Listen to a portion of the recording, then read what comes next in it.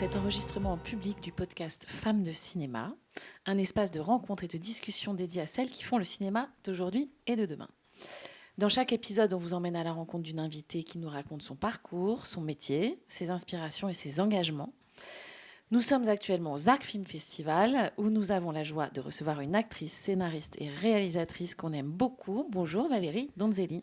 Bonjour, merci pour cette invitation.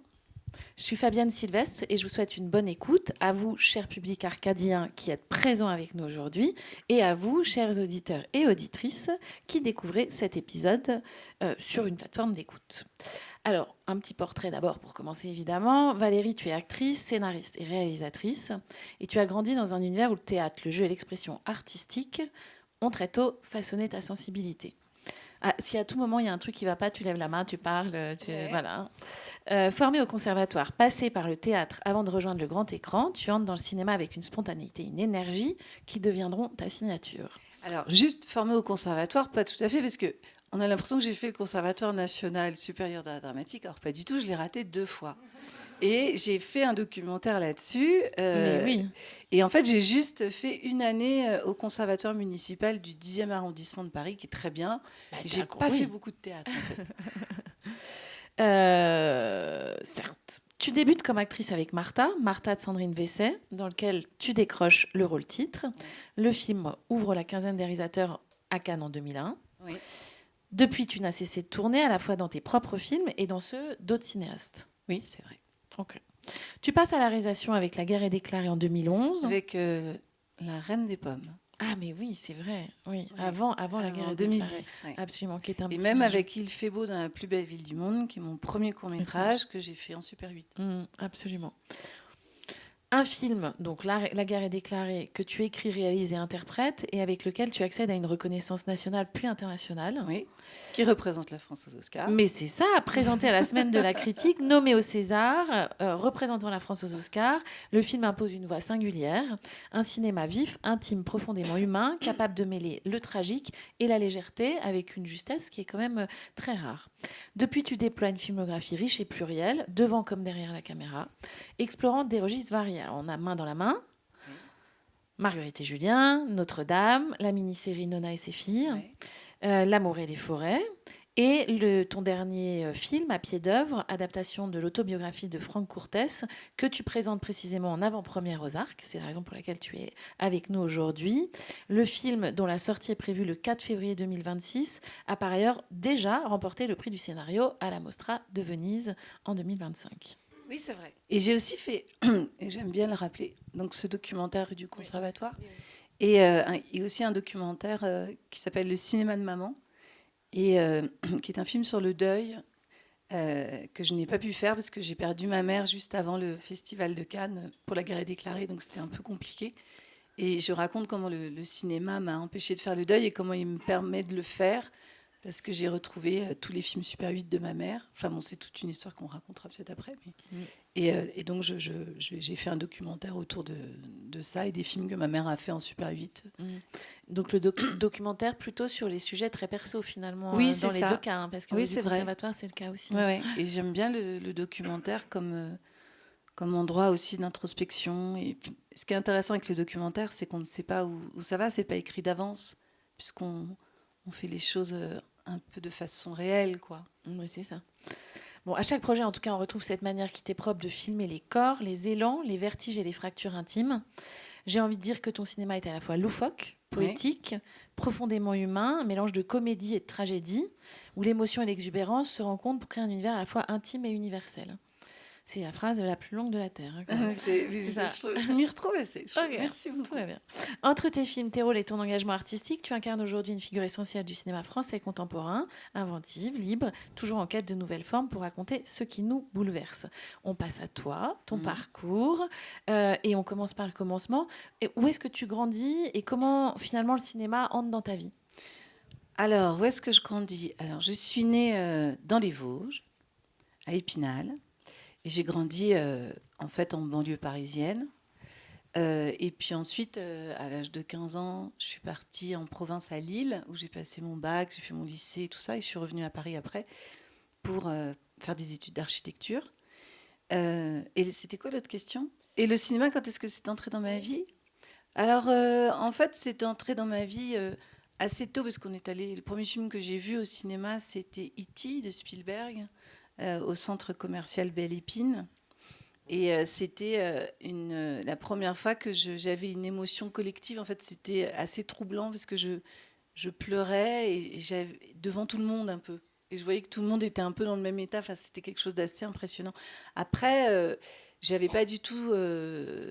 mes parents, ma mère est infirmière, mon père était directeur commercial, mais c'était pas... le cinéma n'était pas quelque chose qui était particulièrement important, quoi. Donc j'ai aussi découvert les films par la télévision, chez mes grands-parents qui regardaient la télévision. Enfin, donc j'ai vu des films d'ailleurs que j'avais pas forcément droit de voir, comme Délivrance de John Boorman et tout ça. Il y a des trucs complètement dingues. Mais j'étais trop petite, donc ça m'avait un peu traumatisée. Et en fait, le cinéma, il est rentré plus tard. En fait, il est rentré vraiment quand j'ai arrêté. Oui, quand je suis arrivée à Paris, que j'ai pu aller au cinéma facilement. En fait, donc tu le disais, tu as commencé par des études d'architecture. À quel moment, justement, tu dis que le cinéma arrive, tu arrives à Paris, etc. Mais tu n'es quand même pas dans cette voie. Non. Qu'est-ce qui fait que en fait, tu as quand même un détour qui t'amène là où tu es aujourd'hui?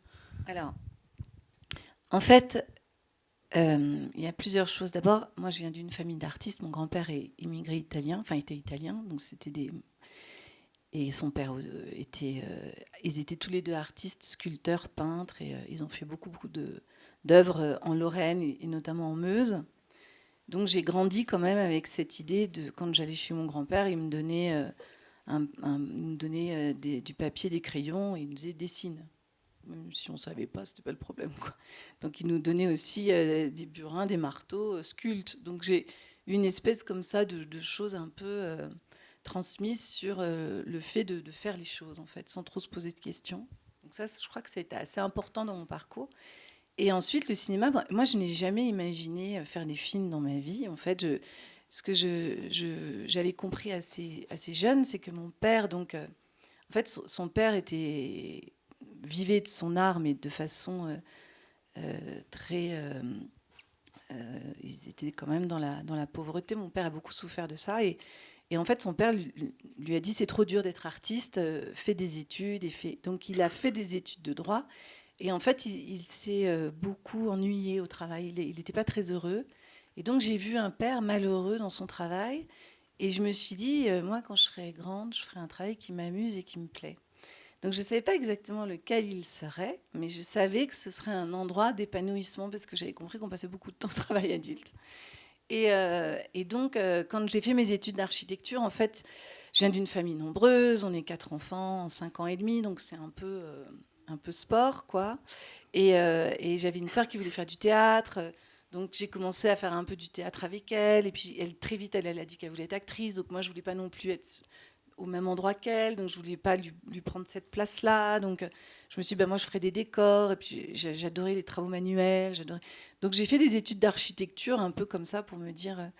Et puis je me suis rendu compte que j'adore l'architecture, ça m'a appris énormément, mais que j'avais pas une foi assez forte dans le métier pour pouvoir tenir. Je trouvais que c'était très dur.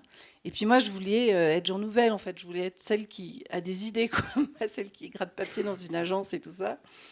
Et donc j'ai arrêté mes études d'architecture parce que ma sœur a dit qu'elle arrêtait le théâtre. Et donc je me suis dit, si tu arrêtes le théâtre, moi je reprends. La place était libre. Voilà. Et donc à 23 ans, j'ai arrêté mes études. Et 22 ans, je crois. Et puis, je me suis lancée comme ça pour être actrice. Donc, je ne savais pas du tout. Donc, j'ai passé des conservatoires municipaux. J'ai fait le conservatoire du 10e. J'ai présenté le conservatoire national parce que c'était un peu l'ultime chance. Puis, je l'ai raté. Enfin, voilà. Et puis ensuite, j'ai commencé à faire un court-métrage. Et puis après, j'ai rencontré Jérémy Elkaïm, donc le père de mes 2 premiers enfants.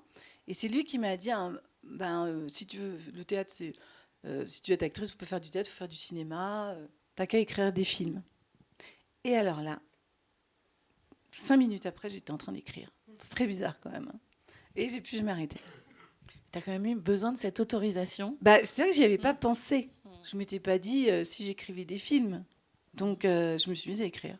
Mais en revanche, j'avais toujours beaucoup d'imagination. Et à l'école, c'est vrai que c'était très compliqué pour moi de rester concentrée, tout ça. J'ai eu un parcours scolaire assez raide. Et puis, je rêvais d'être... Moi, j'aurais adoré faire des super études, des hippocamps, des trucs super classe et tout ça. Et en fait, j'étais pas du tout scolaire. Et quand je voyais le prof faire son cours, bah, je l'imaginais dans plein de situations. Je lui racontais plein d'histoires. Puis, je sortais du cours, je disais, mince, qu'est-ce qu'il a dit? Qu'est-ce qu'on a appris? Et j'avais tout oublié. Mais par contre, j'étais capable de le décrire de pied en cap, comme il était habillé. Je sais pas, je retenais des choses qui n'étaient pas les choses de l'école, quoi. Donc c'était un peu le bordel. Et je pense que cette imagination, elle me sert en fait aujourd'hui. C'est un atout, quoi. Mais entre le moment où tu te dis, bah tiens, oui, c'est une bonne idée, je vais écrire, et le moment où tu fais ton premier cours, en fait, ça va vite. J'ai l'impression. Alors, pas tant que ça, parce que le moment où j'ai commencé à écrire, après, ça a été une histoire un peu compliquée. Bon, il y a eu pas mal de trucs, mais peu de temps après, en fait, j'ai fait Martha Martha de Sandrine Vessé.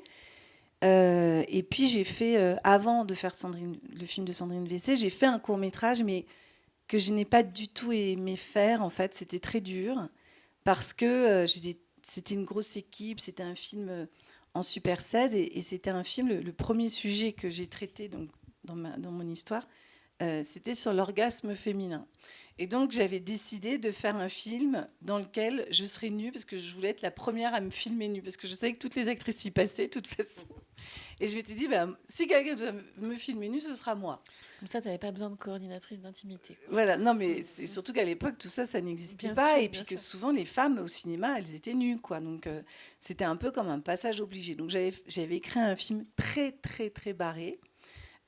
Sur l'orgasme, avec des fées. Enfin, c'était... Bon, bref. Et le film n'a jamais vu le jour parce que le producteur a fait faillite. Enfin, et j'étais avec des équipes. C'était très dur, quoi. Je sentais qu'en fait, j'étais avec des professionnels de la profession qui ne croyaient pas en moi. Et donc, je devais défendre. Et ça m'a appris une chose, c'est que je ne ferai plus jamais de film comme ça. Et donc, ce film ne s'est pas terminé.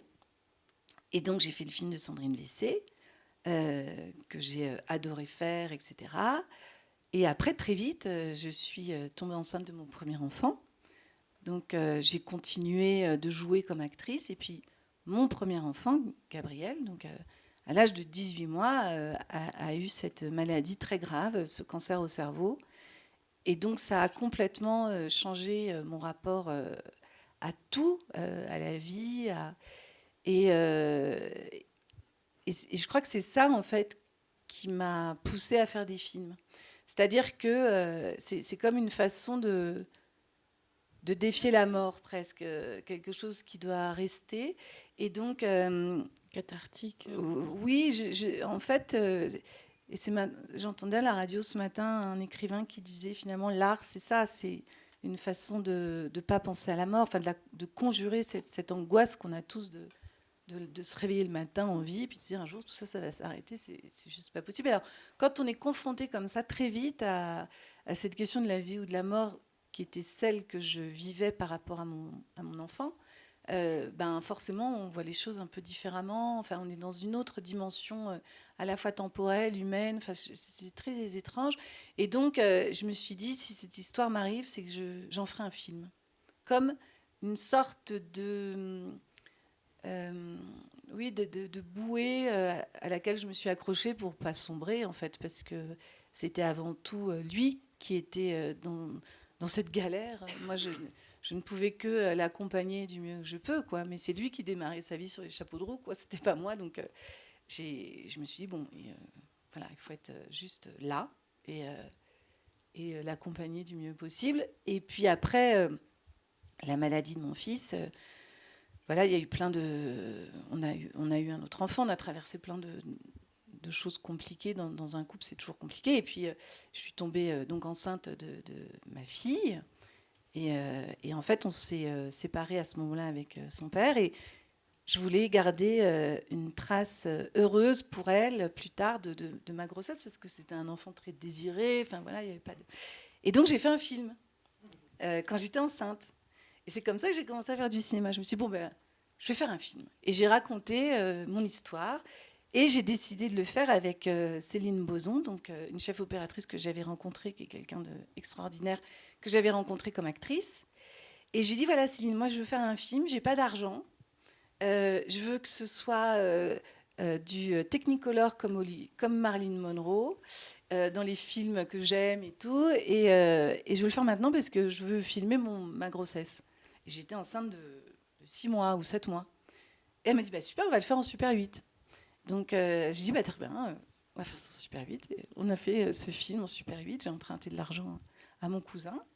Et j'ai acheté de la pellicule. Enfin, je me suis débrouillée comme ça et on a fait le film. Et après, j'ai trouvé des gens pour m'aider à le terminer. Et puis, le film n'était pris dans aucun festival et tout ça, donc j'étais très vexée. Et je me suis dit, mais en fait, ça sert à rien, les courts-métrages, ce qu'il faut, c'est faire des longs-métrages, quoi, parce que ça, au moins, ça sort en salle. Et donc, j'ai fait La Reine des Pommes. Et après, mon court-métrage, il a été sélectionné à Cannes. Donc, c'était chouette, quoi. On a l'impression qu'il y a plein de manières finalement de rentrer en processus d'écriture. Donc là, tu parles du fait que sur ces 2 cas précis, c'était vraiment des éléments personnels qui t'étaient arrivés dans ta vie. Par la suite, on voit que tu as aussi quand même adapté plusieurs... Qu'est-ce qui fait qu'à un moment, quand tu regardes ta filmo, qui commence quand même maintenant à être conséquente, qu'est-ce qui... Les différents éléments qui peuvent te mettre en mouvement finalement dans le processus d'écriture et de réalisation? Bah, c'est le besoin vital de raconter quelque chose qui me submerge, en fait. C'est à un moment donné, ça nous dépasse, quoi. C'est ça qu'on doit faire. Et voilà, ça s'impose un peu, les sujets, tout ça. Alors, moi, c'est marrant parce que j'ai commencé la psychanalyse et les films en même temps. Donc, c'est très lié aussi. Donc, je sais que ça fait 18 ans que je fais des films, puisque ma fille a 18 ans.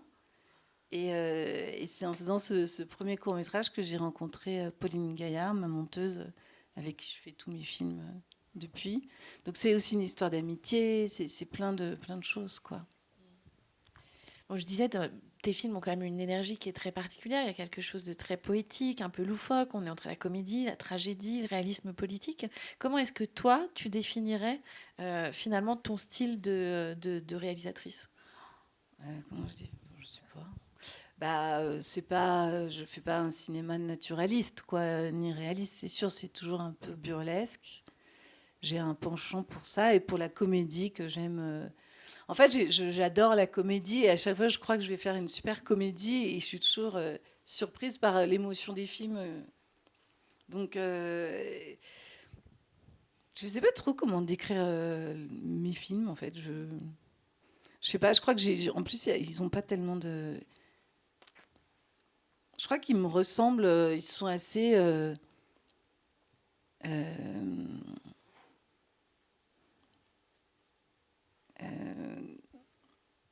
multiples, quoi. Ils sont... ils sont assez libres, finalement. Bah oui, c'est ça. Dans leur forme, dans leur... En fait, je trouve que le cinéma, c'est vraiment un endroit de liberté absolue. Enfin, c'est pour moi, on peut tout faire avec les films. On peut vraiment tout inventer, quoi. C'est ça que je trouve magnifique. Bon, tu joues aussi dans tes propres films. Comment est-ce que tu gères la double casquette réalisatrice et comédienne? Alors, j'ai joué au départ dans mes films parce que c'était plus simple, en fait, que de faire ça avec... Et puis, j'aimais bien, j'aime bien jouer dans mes films des personnages qui sont un peu chaplinesques, quoi, qui sont un peu naïfs, comme ça. Je pourrais pas faire des rôles dramatiques dans mes films, ça me mettrait mal à l'aise de me mettre en scène dans l'émotion. Et d'ailleurs, j'avais hésité à jouer dans La guerre est déclarée, et puis finalement, je me suis dit, il faut que je le fasse moi, parce que sinon, j'avais peur que l'actrice à qui je confierais le rôle soit dans la performance, du drame et tout ça, et je voulais surtout pas, parce que je me souviens que quand on vit ces histoires-là, on n'est pas du tout en train de pleurer toutes les 2 minutes, quoi. On est plus concentré, on retient au contraire. Mais maintenant, je joue plus du tout dans mes films. Je trouve ça difficile, en fait, de faire les deux. Et puis, on fait pas les mêmes films. On les dirige de l'intérieur. Et j'aime tellement la mise en scène que c'est vrai qu'être un peu extérieur. Mais là, je commence à revenir. Donc peut-être je vais revenir dans mes films. Mais j'adore jouer. Mais oui, c'est ça. Ouais. Et comment tu te prépares justement pour tes rôles en fait? Comment tu rentres dedans et aussi comment tu en sors? Parce qu'il y a des rôles qui peuvent être quand même très impactants. Alors, quand j'ai fait Martha Martha, j'étais tellement rentrée dedans que j'ai eu beaucoup de mal à en sortir et je me suis dit, oh, acteur, c'est quand même un métier, il faut être solide parce qu'on peut devenir fou, quoi. Enfin, et puis après, j'ai appris un peu à me protéger, tout ça, mais c'est quand même des métiers où, enfin, moi, je ne sais pas jouer. Enfin, ce que je veux dire, c'est que je ne fabrique. Enfin, forcément, on joue avec ses émotions, ce qu'on est. Enfin, c'est c'est de l'abandon, quoi. Donc il faut réussir à s'abandonner. Voilà, je crois que c'est ça. Et faire confiance dans la personne qui nous regarde, ça c'est très important. Ouais, Isabelle Adjani, dans sa masterclass cette semaine là aux Arcs, disait que en fait l'inconscient ne fait pas la différence entre ce qu'on vit réellement et ce qu'on joue, Mm. et que c'était une des difficultés justement du rôle de l'actrice en fait, d'arriver quand même à driver, si je puis dire, tout Ouais. ça, quoi. Mm. Est-ce qu'il y a un plateau ou une expérience qui t'ont profondément transformé en tant qu'artiste? Est-ce qu'il y a une aventure particulière où tu t'es dit waouh, ça c'est quand même quelque chose il y a un avant et un après? T'es pas obligé de dire les arcs, hein. Non, mais bah, bah oui, enfin je peux dire la guerre est déclarée, le Festival de Cannes, évidemment, quand le film a été montré en ouverture de la semaine de la critique, et ça a été une chose tellement folle, quoi, que ça a changé ma vie, parce que d'un coup, on est dans la lumière, les gens étaient tellement bouleversés par le film, c'était des standing ovations de je sais plus combien, enfin ça reste un souvenir pour toutes les personnes qui étaient là, et pour le festival, enfin c'était énorme, quoi. Avec sûrement quelque chose de l'ordre de la confiance, du signe de reconnaissance qui t'était donné et qui légitimait la place qui était désormais la tienne. Non, non, pas du tout. Je crois que c'était plus l'amour, quoi, l'humanité, l'amour. Enfin, je sais pas, c'était quelque chose de fou, ça dépassait le cinéma. Et d'ailleurs, c'était très compliqué parce que moi, après, je me sentais pas du tout cinéaste et tout ça. J'avais même un peu le sentiment d'imposture. C'était que mon deuxième film, donc et j'ai vraiment appris à faire des films en faisant des films, quoi. J'ai complexifié mon outil aussi, parce que en fait. Quand j'ai fait mon court-métrage Il fait beau dans la plus belle ville du monde, on était 4. Il y avait Céline, moi, quelqu'un qui faisait un peu de machinerie. Enfin, on était 3. Quand on a fait La Reine des Pommes, on était 4. Et quand on a fait La guerre est déclarée, on était 8.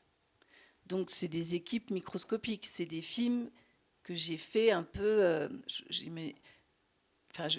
tout été en lumière naturelle. Comme j'avais pas d'argent, en fait, donc j'avais en fait fait un petit concept. Donc tout était en lumière naturelle, en décor naturel, et il y avait qu'un seul costume ou un costume par situation. Donc, et puis moi, je faisais le HMC, je m'occupais des coiffures. Enfin, c'était vraiment tout petit, quoi. Et c'était aussi ma façon de pouvoir contrôler mon travail, de ne pas être empêchée par des gens qui veulent. Et puis après, j'ai complexifié un peu tout ça. J'ai commencé à faire des mouvements de caméra parce qu'il n'y avait pas de travelling, pas de machinerie. Enfin, on faisait ça avec des diables. Enfin, c'était vraiment. Et puis j'ai complexifié mon outil petit à petit, quoi, en ayant des budgets un petit peu plus gros. Et c'est vrai que je trouve ça intéressant de penser les films toujours d'un point de vue de la production, quoi, de ne pas gâcher l'argent. En fait, je trouve qu'il y a beaucoup de gâchis dans le cinéma et ça me rend un peu folle, moi, ça. Et est-ce que tu dirais que le fait que tu sois maintenant ton 8e film, c'est Ouais. ça? Ouais. Et le fait que ce soit peut-être un peu plus complexe, que tu aies des budgets qui est quand même augmenté petit à petit? Sur À pied d'œuvre, c'est un film qu'on a fait avec 3,5 millions. Mais c'est très bien, hein. Moi, je savais que le film se ferait comme ça. On n'avait pas besoin de plus. On pourrait le faire avec beaucoup plus. On peut faire tous les films avec moins, plus. Enfin, il suffit de réfléchir à comment on les fait, quoi. Mais c'est-à-dire que le budget, c'est un truc c'est un piège, parce que avoir plus d'argent, ça permet de faire plus de choses. même technique, c'est-à-dire d'avoir plus de temps, de pouvoir faire des mouvements de caméra, des trucs plus compliqués, etc. Mais ça enlève aussi de la liberté. Donc c'est toujours, il faut toujours bien doser ce qu'on gagne et ce qu'on perd. Ouais, alors là, sachant que au lab, on fait pas mal d'études et pour le coup, on a vraiment mesuré le fait que les films réalisés par des hommes et les films réalisés par des femmes n'ont pas du tout les mêmes budgets. Il y a quand même un écart en France cette année de 38% de budget. Donc c'est vrai que c'est pas les mêmes films. Alors peut-être que ça permet plus de liberté. Ce serait plus même. Ouais, 38%, ce qui est quand même pas rien. Et puis après, quand on regarde dans les films à très gros budget sur les 20 dernières années, en fait, il n'y a tout simplement pas de femmes, quoi. Enfin, c'est un endroit inexploré à date. Mais je ne sais pas si c'est à cause des sujets ou si c'est... parce que j'ai l'impression que les films qui ont des gros budgets sont aussi des films peut-être qui ont des sujets un peu... comment dirais-je, peut-être des films de genre, peut-être qu'on donne, par exemple, un grand film romanesque, je ne sais pas si on donnerait un gros budget pour ça, par exemple.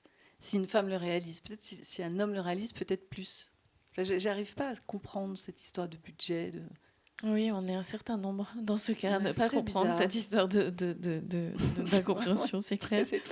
Alors justement, sur la notion du budget et de l'argent, je vais citer quand même le synopsis de ton dernier film, donc À pied d'œuvre. Achever un texte ne veut pas dire être publié ne veut pas dire être lu ne veut pas dire être aimé ne veut pas dire avoir du succès n'augure aucune fortune.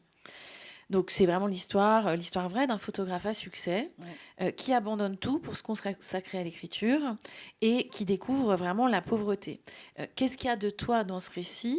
Est-ce qu'il y avait une nécessité, peut-être par identification, à rendre compte de la réalité en fait de la majorité des artistes ? Et c'est la question la plus longue du monde, mais quelle place le doute a dans ta vie et tes créations ? Parce que j'ai l'impression qu'il y a quand même un lien entre tout cela. Le doute, quand on fait des choses artistiques, il existe il existe toujours, on se remet toujours en question, on doute, on se dit ce que c'est.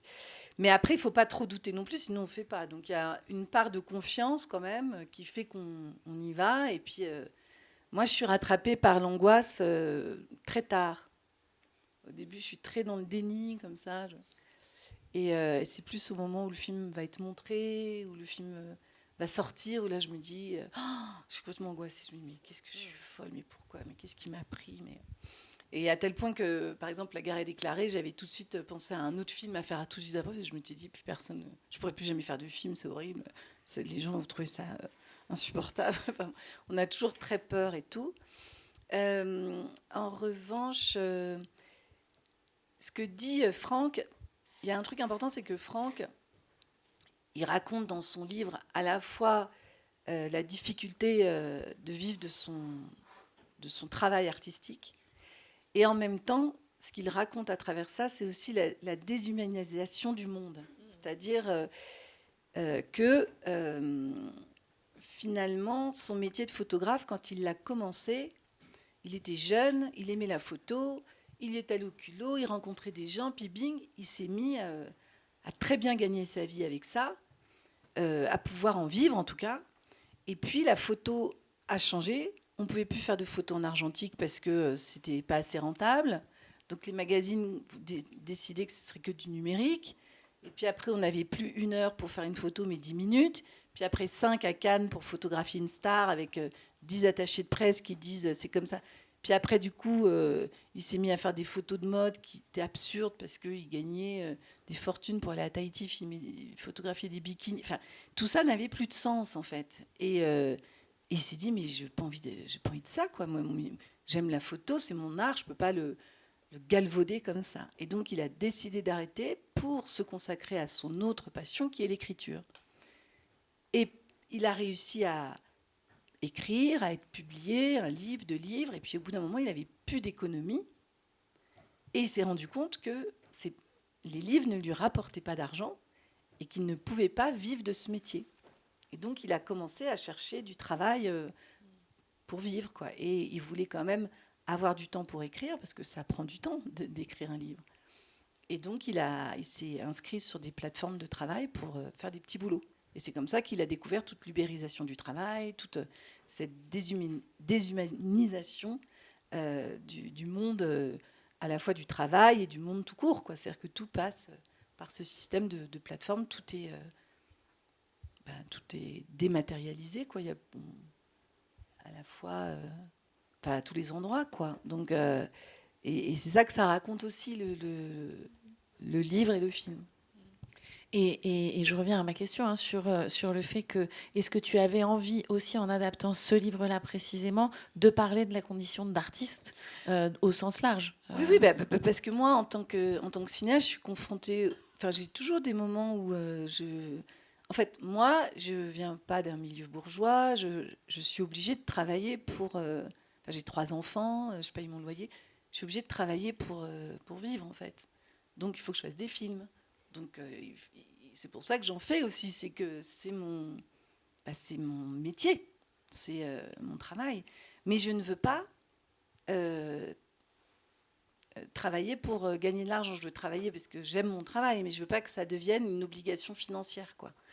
Donc c'est très compliqué. Donc je veux garder cette liberté, et ce qui fait que parfois, il y a des choses que je ne fais pas, et parce que j'ai pas envie, et donc il faut que j'arrive à gérer ma propre économie. Et je suis toujours un peu, je peux me retrouver dans des situations pas simples, quoi. Donc je comprends ça très bien. Et quand j'ai écrit, en plus, commencé à écrire, quand j'ai lu le livre, en fait, j'étais aussi dans cette situation de crise, comme le personnage de mon film. C'est-à-dire, j'écrivais un film qui n'avançait pas, qui ne marchait pas. Enfin voilà, je me suis retrouvée comme ça, et c'est un moment où j'ai vu ce livre, et ça m'a porté. Et quand j'ai commencé à écrire ce livre, mon père est mort. Donc, du coup, ça a été aussi Enfin, mon père était malade, donc ça a été aussi un lien très fort avec lui. Enfin, donc, en fait, j'ai perdu mes parents à des moments importants de ma carrière, parce que j'ai eu ma mère est morte avant Cannes, et mon père est mort juste avant les Césars, quand j'ai eu le César. Donc, c'était 2 trucs, des récompenses très fortes professionnellement que eux, auxquels ils n'ont pas assisté, mais Et dans des moments de deuil, quoi. et dans des moments de deuil. Donc c'est assez étrange, et c'est pour ça que je dédie le film à mon père, d'ailleurs. Tu as réalisé des œuvres dont on pourrait dire qu'elles sont quand même assez engagées. L'amour et les forêts, quand même, sur l'emprise. Nona et ses filles, qui est aussi quand même... Sur la maternité. Ouais, c'est le côté odyssée familiale et féminine. Il y a quand même des récits qui sont très forts sur les femmes.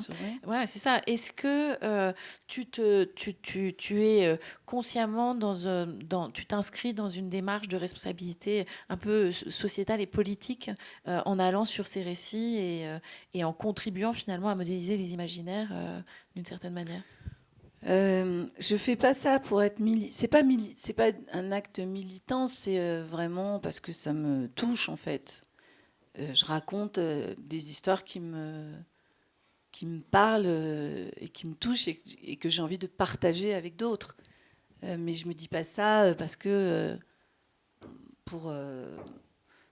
je fais pas des films pour un sujet, mais j'aime utiliser un sujet pour raconter quelque chose qui va parler aux gens, quoi, qui va être à la fois intime et en même temps, voilà. Éminemment politique, et avec des récits qui, pour certains, sont encore extrêmement peu racontés. Et c'est là où on se dit que c'est important d'avoir quand même plus de femmes cinéastes. Oui, c'est sûr qu'on ne choisit pas forcément les mêmes sujets et qu'on ne les raconte pas de la même façon, quoi. On est dans un contexte international qui se tend, avec des signes de backlash qu'on voit arriver un petit peu partout. Est-ce que toi, tu as déjà été confronté à ça? Est-ce qu'on t'a fait ressentir que sur certains sujets, ce n'était pas forcément le moment? Et est-ce que, de quelle manière est-ce que tu penses que justement l'univers du cinéma a un rôle de résistance à jouer face à ce C'est quoi le contexte? backlash? Le backlash, c'est vraiment le côté en fait, retour en arrière sur des sujets sociétaux. Donc ça peut être sur l'écologie, comme l'avortement. Voilà, et sur les sujets liés à la place des femmes, en effet, de dire, bon, en fait, le retour des tradwives et en effet, l'avortement qui peut, dans certains pays, être mis en cause, etc. Donc, alors, attends, la question, c'est est-ce que moi, j'ai été sujette à ça par rapport à mes films? Oui, par rapport à tes sujets de films. On sait, par exemple, que certains scénaristes, aujourd'hui, vont avoir des scénarios qui se font retoquer parce que les personnages ne correspondent pas au nouvel esprit du moment.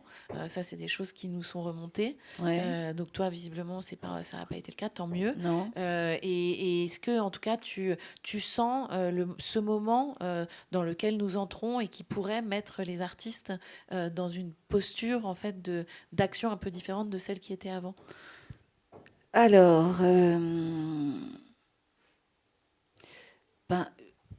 j'ai l'impression quand même que les artistes, ils ont toujours eu un rapport aux politiques. Enfin, je veux dire, quand on voit Agnès Varda, enfin, par exemple, la caméra vidéo, quand c'est arrivé, les hommes s'en sont totalement désintéressés parce que c'était impur. Et les femmes se sont emparées de la caméra vidéo pour faire des films militants. Et Agnès Varda, par exemple, avec ses petites caméras vidéo, elle a fait des films magnifiques, des petits documentaires. Enfin, elle a travaillé et tout le mouvement avec Delphine Seyrig, quand elle a fait ses films, Sois belle et tais-toi, tout ça, c'était avec, je crois que c'était avec non, c'était peut-être pas de la vidéo là, je sais plus. Mais en tout cas, elles se sont emparées de ça pour faire des films parce que ça coûtait moins cher, c'était facile d'accès, personne n'en voulait, on leur donnait les caméras, etc. Donc j'ai l'impression que ça a toujours été, enfin que les cinéastes s'engagent naturellement en fait en faisant des films, non? Oui, et puis que c'est toujours pareil, c'est l'intime et politique, le cinéma. Oui, enfin voilà, soi, donc. Enfin, moi, j'ai l'impression qu'il faut. En tout cas, je ne suis pas sûre de bien comprendre le sens de la question. Moi, quand je fais. En tout cas, quand j'écris des histoires et tout ça, je ne me pose pas la question de me dire. Faut que ce soit comme ci, comme ça. Parce qu'aujourd'hui. Par contre, j'enfonce le clou des choses qui me semblent importantes, quoi. J'aime bien avoir cette question un peu baguette magique. Si tu en avais une, tu commencerais par changer quoi dans l'univers du cinéma, dans notre industrie? Est-ce qu'il y a quelque chose Dans l'univers du cinéma, moi, si j'avais une baguette magique dans le monde, en fait, ce que je changerais déjà, c'est ce privilège de la naissance, quoi, et faire en sorte que les choses soient un peu plus équilibrées quand même. Mais dans le cinéma,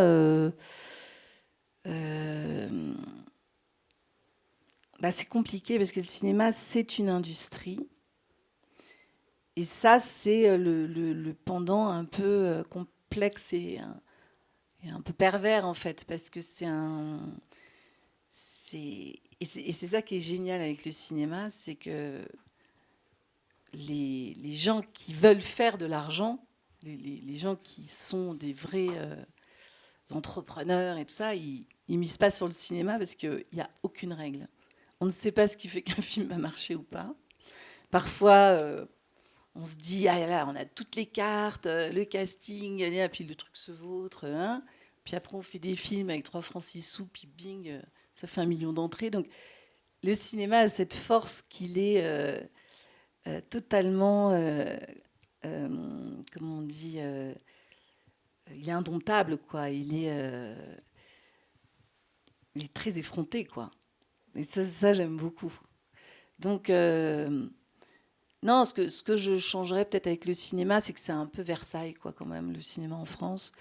Moi, je suis pas trop pour ça. Donc, peut-être un truc qui soit moins réseau, quoi, plus ouvert à tout le monde, en fait.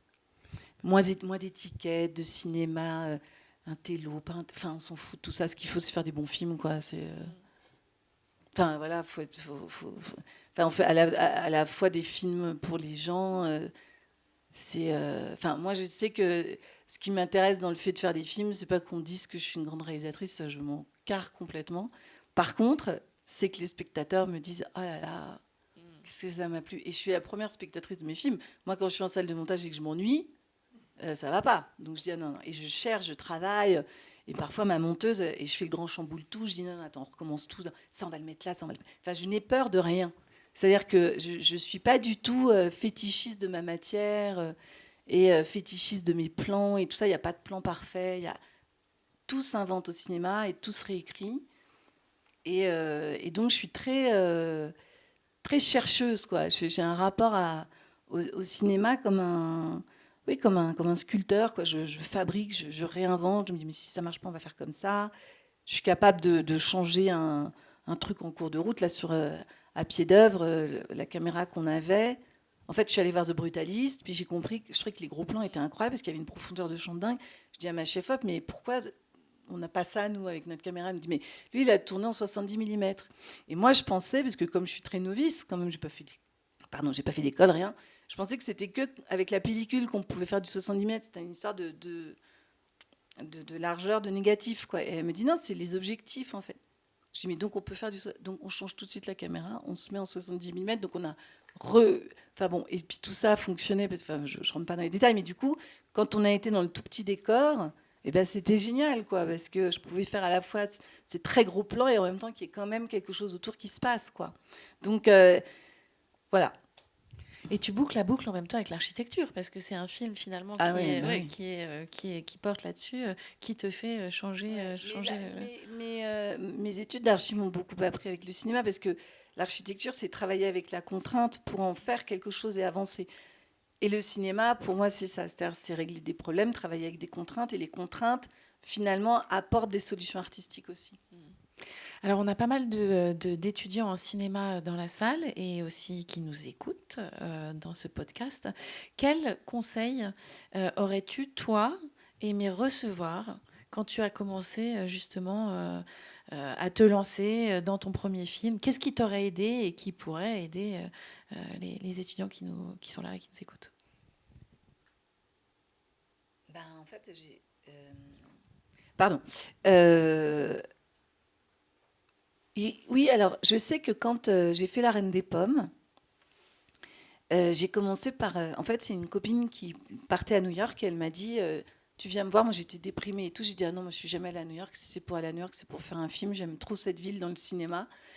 Et donc, j'ai commencé à écrire la fin d'un film qui est La Reine des Pommes. J'ai écrit la fin. Je savais que ce serait à peu près ça l'histoire et tout ça. Et je suis partie avec Céline, une caméra que j'ai empruntée. Et je dis à Gilles Marchand, qui a écrit à pied d'œuvre avec moi, je lui dis ah là là, mais c'est n'importe quoi, je vais à New York, j'ai même pas écrit de scénario, je vais faire filmer la fin d'un film que j'ai pas écrit. Et il me dit tu en feras toujours quelque chose. Et en fait, cette idée de commencer à... En fait, c'est le seul conseil que je peux donner, et c'est celui que j'ai appliqué à moi-même, c'est de passer à l'acte, en fait. Quand on veut faire des films, il faut les faire, il faut commencer à écrire, il faut trouver des façons de pouvoir les faire. En fait, il n'y a rien qui l'empêche, quoi. Surtout en plus aujourd'hui où on peut monter très facilement. Enfin, et puis même avec les nouvelles technologies, les réseaux, on peut faire des films et les mettre sur ces réseaux. Les gens peuvent les voir, ça peut faire des petits buzz et tout ça. Enfin, j'en sais rien, mais je pense que ouais, il y a quand même un truc peut-être un peu plus facile à cet endroit. Mais moi, je conseillerais ça, de faire, quoi, de passer à l'acte, en fait. De pas trop se poser de questions, foncer. On arrive aux questions rituelles de ce podcast. La première, c'est est-ce que tu as eu des modèles d'inspiration au féminin dans le secteur ou plus généralement dans ta vie? Oui, Agnès Varda, évidemment, qui est la première personne que j'ai rencontrée parce que c'est elle qui avait fait le dossier de presse de Martha. Et donc, j'ai pas mal fréquenté Agnès. J'aimais beaucoup. Elle avait elle voyait mes films. J'ai joué dans des courts-métrages, un court-métrage qu'elle avait fait alors que je venais d'avoir mon petit bébé. Enfin, et puis après, elle a suivi mes films. On en a beaucoup parlé ensemble. Puis moi, j'ai découvert tout son travail. Et c'est marrant parce que là, même dernièrement, j'étais à Sao Paulo. Il y avait une exposition de photos d'Agnès et il y a des photos d'elle enceinte. Et je disais à Rosalie, c'est marrant, moi, mon film, je l'ai fait pour montrer ma grossesse. Donc, en fait, je me sens très, très proche de Agnès Varda. Quel film de réalisatrice tu as envie de recommander? Alors, ça peut être un contemporain ou pas, hein. Je dirais Jeanne Dielman, le film de Chantal Akerman, parce que c'est un film très expérimental, qui raconte quand même une femme qui se prostitue pour vivre, qui est dans une forme hallucinante, parce que le film dure 3h40, et c'est très méticuleux, il ne se passe pas grand-chose, et en même temps, c'est complètement fascinant de faire un film comme ça. Je trouve que c'est un acte vraiment artistique, un geste artistique incroyable, quoi. Est-ce qu'il y a une artiste féminine également, pas dans le cinéma, dont tu as envie de nous recommander également le travail? Charlotte Perriand, puisqu'on est aux Arcs, évidemment, quoi, parce que c'était une architecte incroyable, mais Pina Bausch aussi, je trouve qu'elle est assez dingue. Enfin, il y en a plein, mais... Et une femme de cinéma, alors émergente de préférence, que tu auras envie de mettre en lumière? Et ça peut être dans tous les métiers de la chaîne du cinéma, hein, ils sont nombreux, hein. Émergente, donc qui démarre. Oui, une jeune professionnelle, mais ou pas, hein, en tout cas quelqu'un, tu vois, peut-être qui ne serait pas réalisatrice ou comédienne, et c'est aussi une manière de mettre en lumière des métiers auxquels on ne pense pas forcément spontanément. Alors, c'est pas facile.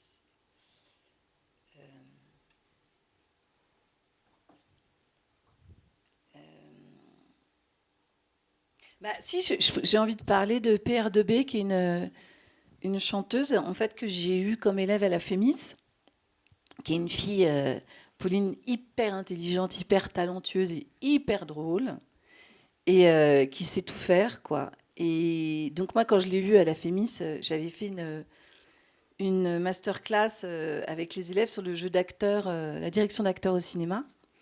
Et donc ils faisaient tous, je leur avais donné un sujet de film avec un homme, une femme, une rencontre, enfin, je sais plus trop. Et elle avait fait un film génial où elle jouait dedans. Et je lui avais dit, alors toi, il y a une obligation, c'est que tu joues dans tes films, parce que je l'ai trouvée géniale. Et puis après, elle a fait de la musique, en fait. Mais oui, elle est compositrice de Ouais. musique à l'image aussi, hein. Et elle fait de la musique à l'image, et puis elle fait... c'est PR2B, c'est son nom, elle est super forte, elle fait ses clips, c'est une fille géniale, quoi. Sur scène, elle est absolument incroyable. Ouais, non, c'est une fille incroyable. Pour terminer cette discussion, et avant de passer le micro quand même à la salle, est-ce qu'il y a une chose qui te tient à cœur et que tu n'aurais pas dit finalement dans ce podcast et que tu auras envie d'ajouter? Ah oui, oui, il y a une chose qui me tient à cœur, c'est la jeunesse. Parce que je trouve que la jeunesse, notre jeunesse, nos jeunes, comme on dit, c'est très précieux parce que c'est eux l'avenir, en fait, c'est pas nous. Et que tous les discours qu'on tient sont très démoralisants pour eux. Et je trouve ça hyper dur, en fait, de grandir en entendant toute la journée c'est la catastrophe. Parce que eux, en fait, ils n'ont pas le même vécu que nous. Donc nous, on parle de ce qu'on connaît et de ce qu'on a vécu, mais eux, non. Eux, ils vivent dans ce monde. Donc, je pense qu'il faut faire confiance aussi dans leur sensibilité, dans leur humanité. Et ils vont le protéger aussi, ce monde, naturellement. Enfin, je pense que... Et il faudrait quand même leur envoyer un message pas que négatif, quoi. Enfin, il y a des très belles choses à faire. Il y a plein... Enfin, la vie, c'est magnifique, c'est tellement précieux, quoi. Il faut la chérir le plus possible. Et puis surtout, on n'est que de passage, quoi. Donc, faut faire en sorte que ce soit le plus beau possible, le plus joyeux possible. Amusez-vous, profitez de tout, quoi, de tout ce qu'on peut vous donner. Nourrissez-vous, soyez forts et à la hauteur de votre puissance, parce que la jeunesse, c'est une superpuissance. Et ça, on ne le sait pas quand on est jeune. On le sait après. Et quand j'ai filmé cette jeunesse du conservatoire en faisant ce documentaire, j'étais mais tellement émerveillée. Et moi, mes enfants, c'est ma sève, c'est ma source, quoi. C'est ma ressource. Je vois leur vitalité, je trouve ça magnifique, la jeunesse. Donc, je trouve qu'il faut la chérir et il faut l'encourager, il faut la faut l'autoriser à faire plein de choses, quoi. Alors justement, la jeunesse de cette salle, c'est le moment des questions. Il y a un micro qui va circuler, n'hésitez pas à en profiter. Et d'ailleurs, les non-jeunes aussi, hein, vous avez le droit. Hein. Pardon, hein, je ne veux pas faire du jeunisme non plus.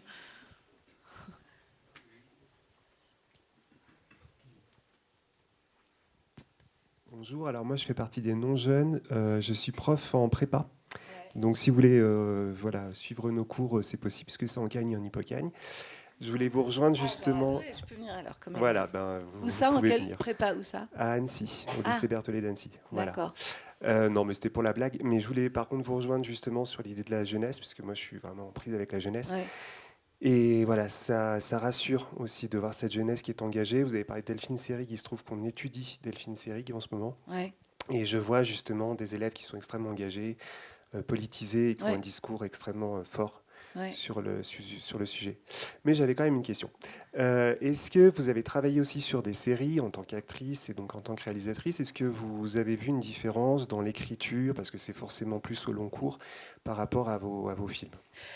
Alors oui, j'ai travaillé, donc j'ai fait une série qui s'appelle Nona et ses filles, sur l'histoire d'une femme de 70 ans qui tombe enceinte et qui évidemment n'en veut pas, mais qui ne peut pas avorter, donc elle est obligée d'aller au bout de cette grossesse qui est un cauchemar pour elle.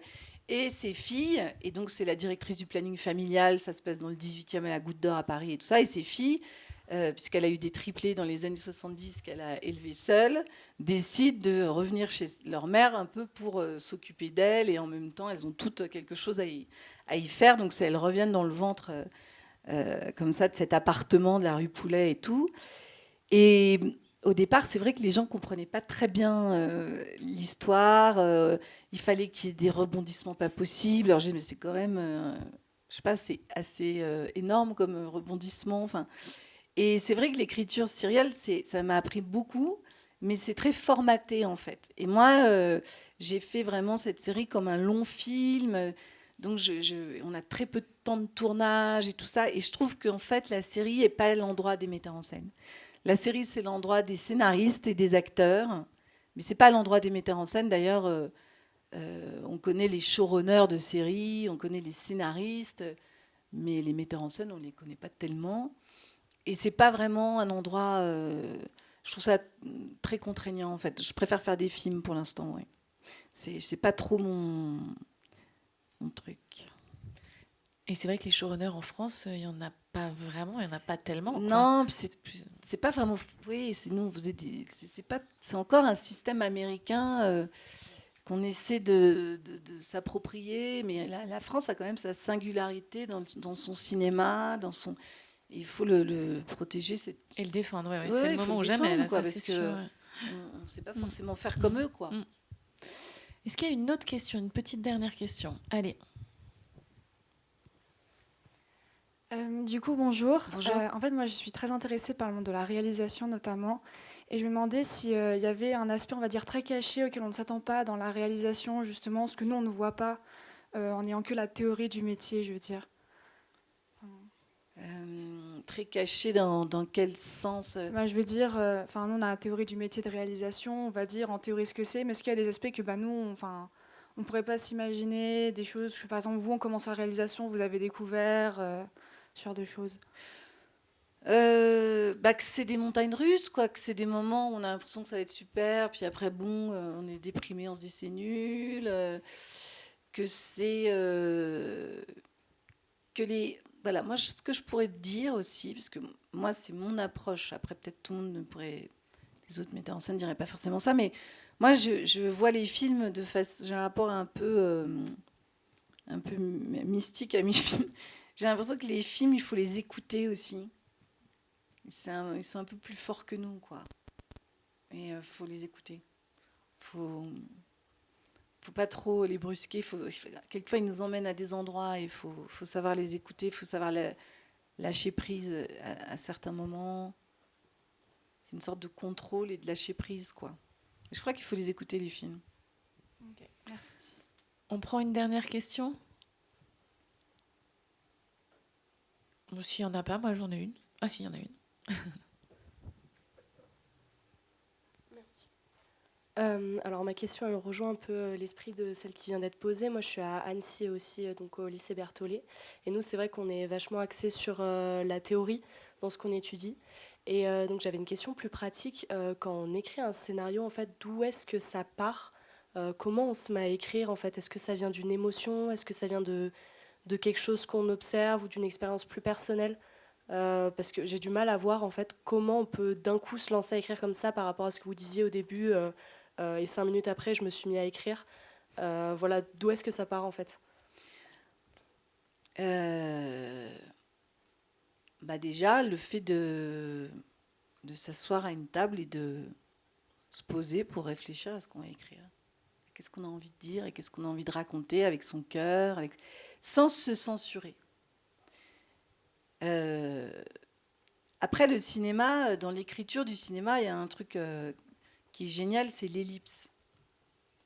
Donc c'est ça qui est beau avec le cinéma, c'est qu'il y a du hors-champ, il y a de l'ellipse, on raconte les choses, parfois aussi sans en raconter certaines. Mais ça peut venir de tout. Moi, par exemple, je sais que j'écris en musique, donc j'écoute beaucoup de musique, et la musique m'inspire des situations, m'inspire des... Et puis parfois, je marche dans la rue, je vais voir un truc, je me dis, tiens, ça c'est marrant. Puis hop, ça va me donner une idée de film. Enfin, je sais pas, je pense qu'il faut être... il faut accueillir, faut écouter, faut regarder ce qui se passe, faut voir ce qu'on ressent. Enfin, c'est un rapport à sa sensibilité aussi. Et je pense que c'est un trop-plein qui fait qu'à un moment donné, on a besoin de l'évacuer et on l'évacue de différentes manières, quoi. Il y en a, ils vont faire ça par la danse, d'autres par le dessin, d'autres... c'est pas forcément l'écriture, je sais pas. Merci beaucoup. Merci. Petite dernière question quand même sur tes projets. Ouais. Là, ton film va bientôt sortir, donc, donc ça, c'est en soi déjà une activité, parce qu'il y a tout l'accompagnement promotionnel. Est-ce que tu es déjà sur d'autres films, d'autres sujets, d'autres envies? Oui, alors j'ai terminé un film comme actrice qui s'appelle Les jours d'après, d'une réalisatrice qui s'appelle Stéphanie Pilonka, qui sortira l'année prochaine. Qui a été invitée du podcast déjà. Ah. Et puis là, je vais jouer dans un film de Clément Michel, qu'on va démarrer là en février, mars plutôt. Et puis je fais une mise en scène de théâtre à la Scala, qu'on va jouer à Avignon, qui est la pièce de Delphine de Vigan, Les Figurants. Et puis je ferai un autre film à l'automne, je pense. Oui, ça fait quand même déjà pas mal de choses. Oui, c'est vrai. C'est ça. Merci beaucoup Valérie pour cet échange où vraiment on a retrouvé la liberté, la singularité de ton œuvre finalement. Merci beaucoup. Je veux remercier évidemment le public d'avoir assisté à cet enregistrement de ce podcast Femmes de cinéma. Merci aux Arc Film Festival d'avoir rendu possible cet événement. Si cette conversation vous a intéressé, on vous donne rendez-vous très bientôt sur toutes les plateformes d'écoute pour le redécouvrir. Vous pouvez le partager autour de vous et penser à nous laisser des étoiles. Merci à mes complices du Lab, Guillaume Callot, Elena Laquatra et Fanny Gouriot, qui ont contribué à la préparation de cet épisode spécial. Merci à nos partenaires sans qui le Lab et donc ce podcast n'existerait pas. Studio Canal, le ministère de la Culture, le CNC Eurimage et le Film Français. Merci à Nouvelles Écoutes pour le mixage et merci à Fishback pour le générique musical. On se retrouve très bientôt pour découvrir un nouveau parcours, une nouvelle voie, une nouvelle façon de faire le cinéma. Merci beaucoup. Merci. Merci.